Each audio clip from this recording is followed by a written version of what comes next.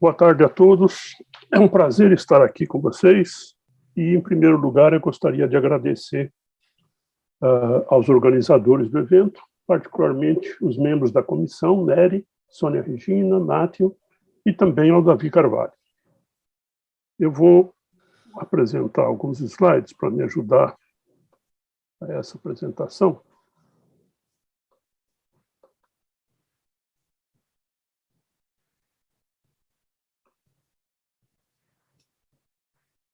Espera aí.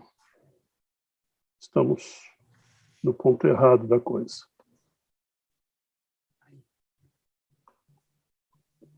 Eu pretendo falar para vocês sobre a percepção das mudanças climáticas e, particularmente, o papel da orientação de futuro. Então, o que é que isso vai significar? Vamos passar adiante. É importante que vocês saibam que eu faço parte lá de um grupo de pesquisa das relações pessoa-ambiente que funciona dentro do programa de pós-graduação da UFRN em psicologia e tenho tido alguma experiência no estudo de como as fontes renováveis de energia e a mudança climática são percebidos. Eu faço isso junto com mestrandos, doutorandos, colegas do Brasil e do exterior. Também tenho experiência com mapas cognitivos de mundo, isso foi a minha tese de doutorado, cuidado ambiental, compromisso proecológico e um tema que me é muito caro, tempo na experiência ambiental. Hoje aqui eu não vou falar sobre mudanças climáticas, porque na verdade nenhum de nós está falando sobre mudanças climáticas. A gente está falando sobre aspectos da comunicação das mudanças climáticas. Então, essa face humana, ela tem sido enfatizada ultimamente e não paira mais tanta dúvida a respeito de se isso é um fenômeno causado e sofrido pelo homem ou não. A coisa já andou, felizmente. E, obviamente, que quando eu falo em mudança climática, em percepção da mudança climática, eu estou falando tanto no ser humano como causa, como também como consequência. Eu vou resgatar a fala de alguns colegas para falar sobre comunicação das mudanças climáticas. Vários dos que me antecederam falaram sobre a importância de se conhecer o que a nossa audiência sabe a respeito do fenômeno, para que se planeje o recado de acordo. E também para que se considere o caminho dessas pessoas em direção à solução e não o próprio caminho.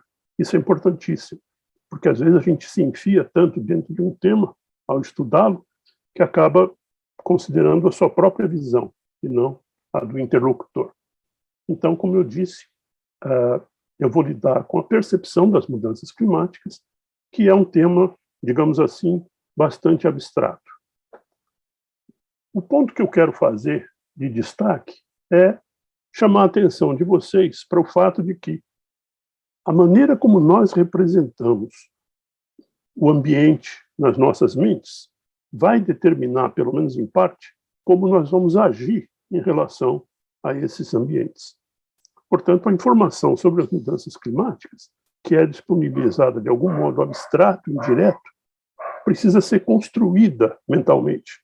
E aqui eu faço uma analogia com mapas, que é um assunto que eu conheço de perto. Quando você está num ambiente, você tem experiência direta desse ambiente. Você ouve, você enxerga, você toca, você até sente cheiros, etc. E isso compõe a sua percepção desse ambiente. Se você não tem acesso direto ao ambiente e vê um mapa feito por alguém, você já está vendo uma representação de segunda mão desse ambiente. E se você faz alguma construção mental a partir desse mapa, você já está na terceira mão da coisa. Se você vai empreender algum tipo de ação com base nessa representação, você já está na quarta mão. Eu acho que a essa altura já deu para entender o que é que eu estou querendo dizer com isso. Percebam quantas oportunidades existem ao longo desse trajeto para desinformação. Seja fake news proposital, seja, enfim, uma série de possibilidades de deturpação da informação. As dificuldades para lidar com a percepção da mudança climática não são poucas, são muitas. Eu vou só destacar aqui a grande dificuldade que nós temos em lidar com a escala espacial, porque a gente está acostumado a lidar com o ambiente num nível local, e muitas dessas mudanças se processam em nível global, embora não exclusivamente. Na escala temporal, que é bem pouco enfatizada, e é o que eu pretendo fazer hoje aqui, é também difícil de manejar a relação que a pessoa tem com o hoje e com o futuro. Um exemplo que existe na literatura, bem conhecido, é o tal do viés de otimismo. E o que é esse viés de otimismo? É justamente a pessoa valorizar aquilo que está próximo e não dar tanta importância ou não acreditar que haja tanto risco.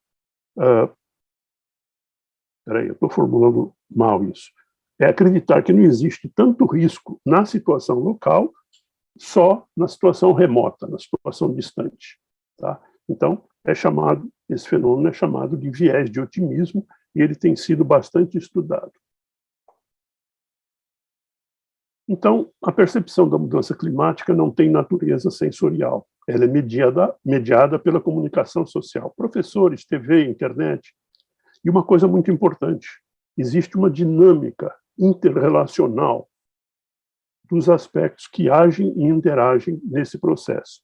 Seja informacional, seja cognitivo, afetivo, normas de grupo, ideologia, economia, política. Todo mundo conhece o fenômeno do negacionismo, que pode ser individual, pode ser coletivo, pode ser mais ou menos consciente. E eu vou falar particularmente aqui agora sobre a influência da perspectiva temporal de futuro. O ponto que eu quero destacar para vocês é que falta futuro para o engajamento com as mudanças climáticas. Em que sentido que falta esse futuro? A nossa sociedade, e eu vou mostrar outros exemplos mais adiante, ela não lida mais com o futuro. A gente vive num eterno presente, num presente onipotente. A gente esqueceu do passado e do futuro e a gente precisa de vamos dizer assim, de um substrato afetivo e motivacional proporcionado pelo futuro para poder ter esse engajamento com o tema das mudanças climáticas.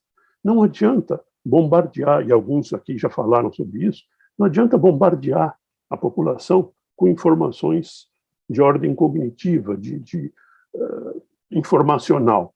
Nós não queremos nos tornar mini-cientistas do IPCC. Não é esse o propósito da coisa. A Nery, ontem, num comentário que ela fez ao final, ela falou sobre temporalidade inédita envolvida na emergência climática. E é justamente esse ineditismo do estudo dessa temporalidade que eu acho que é importante de ser considerado e é muito pouco considerado, infelizmente. Aliás, o tempo está no próprio título do evento, quando se fala em comunicação da emergência climática. Então, a palavra emergência já tem uma conotação temporal óbvia. Eu não sei se foi o Alberto Acosta ou o Antônio Saraiva que se perguntou quais são as histórias que contamos entre nós. Eu gostei muito dessa pergunta, desse comentário, porque me fez lembrar de uma outra indagação que está naquele famoso texto da Carta do Cacique Seattle. Ele diz: talvez compreenderíamos o homem branco se conhecêssemos com o que ele sonha, se soubéssemos quais as esperanças que transmite a seus filhos nas longas noites de inverno, quais as visões de futuro que oferece às suas mentes para que possam formar os desejos para o dia de amanhã.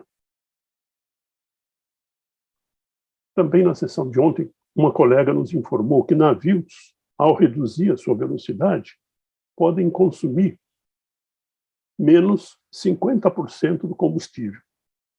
Ora, isso é basicamente tempo. Porque quando ele reduz a velocidade, ele está assumindo não entregar a mercadoria no prazo, lá no outro porto para onde ele está indo. Então, nós estamos lidando com o tempo. Também lidamos com o tempo quando a gente tem a situação, claro que é pouco realista isso, mas a comparação entre viajar de dirigível e viajar de avião. Há uma questão temporal fundamental envolvida nisso, tá certo? Mas não precisamos ir tão longe. Tarefas domésticas têm uma dimensão temporal importantíssima. Você decidir comprar comida pronta e muitos outros exemplos que poderiam ser citados. Tem uma outra citação importante e que me fez pensar em não querer voltar àquela normalidade, entre aspas, de antes da pandemia. É a fala da Greta Thunberg, que o Sérgio acabou de mencionar, falada em 2019. A Greta disse: os adultos ficam dizendo, devemos dar esperança aos jovens. Mas eu não quero a sua esperança. Eu não quero que vocês estejam esperançosos. Eu quero que vocês estejam em pânico. Quero que vocês sintam o medo que eu sinto todos os dias. E eu quero que vocês ajam. Quero que ajam como agiriam numa crise. Quero que vocês ajam como se a casa estivesse pegando fogo. Porque ela está. E falando em futuro, tomo agora emprestado um trecho de recente ensaio escrito pela Eliane Brum. Ela diz: e quando as lideranças dos povos floresta, os ambientalistas, os defensores e jornalistas da linha de frente estiverem mortos, a floresta também estará. Sem a floresta, o futuro será hostil para as crianças que já nasceram.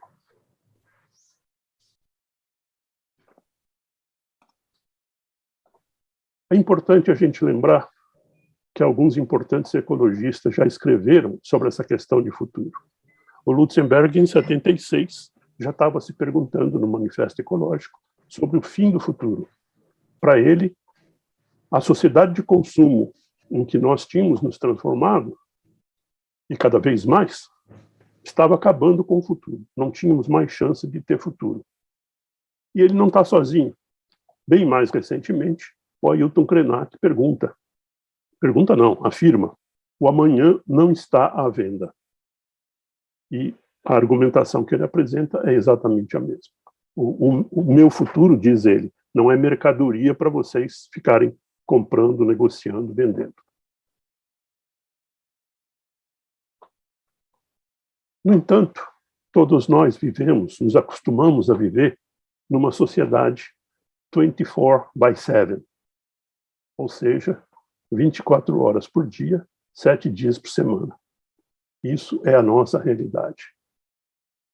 A gente não tem mais a praça, onde havia o convívio, onde havia diversidade, o tempo de espera, onde se fazia planos, onde se discutiam sonhos coletivos. A gente passou a viver no mundo do consumo imediato e onipresente dos shopping centers, bem diferentes das praças. E notem que os shopping centers são verdadeiros baús, porque eles tiram a possibilidade da pessoa que está lá dentro enxergar lá fora. Você não tem noção se é dia, se é noite, se está de tarde, se está de manhã.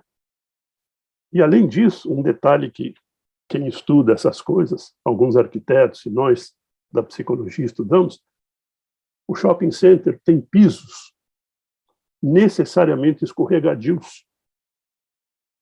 Por quê? Porque eles não querem que a gente ande depressa. Eles querem que a gente ande devagar, olhando as vitrines e, de preferência, comprando.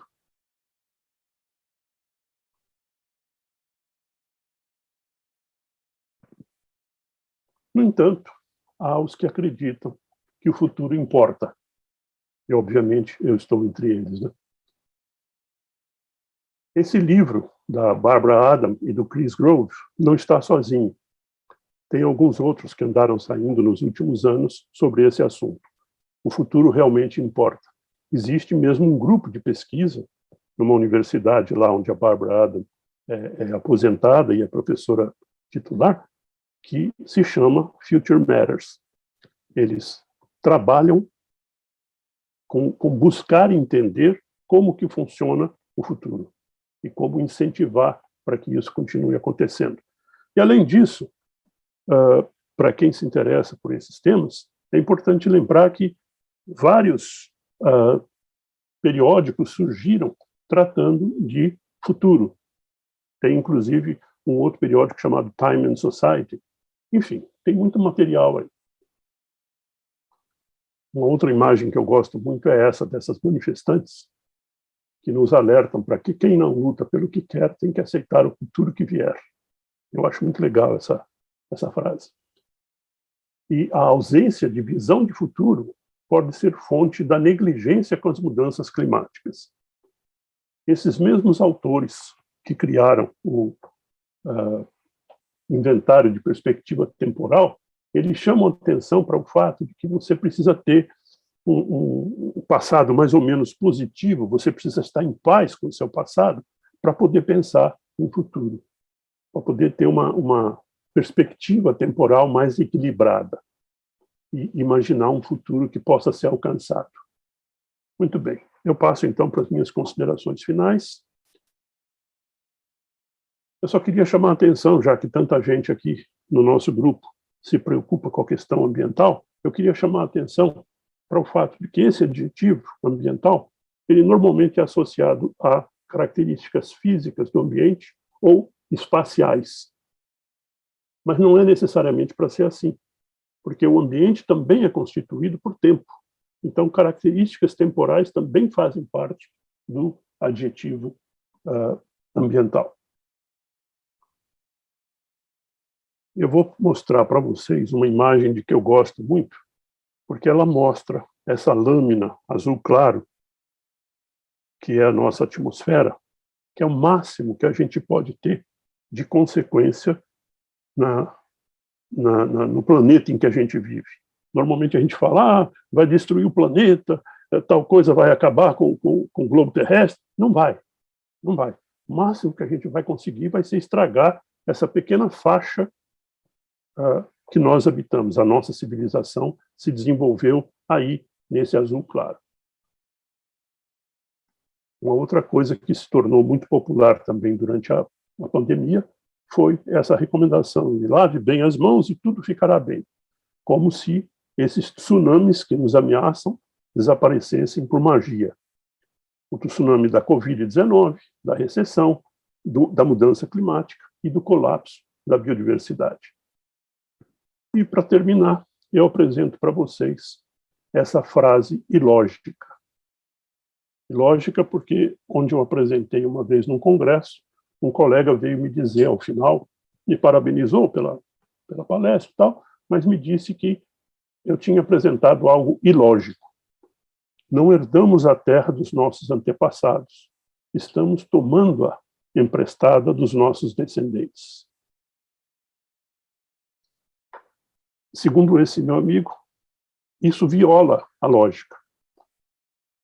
E é para violar a lógica, porque se a gente quer pensar no futuro de forma a incorporar o futuro no jeito que a gente funciona no presente, alguma coisa desse jeito a gente tem que fazer. E eu queria lembrar que também, acho que foi o Henrique Leff que falou que nós temos que ultrapassar os limites epistemológicos da nossa ciência. Se a gente não fizer isso, a gente não vai sair do lugar. Muito obrigado.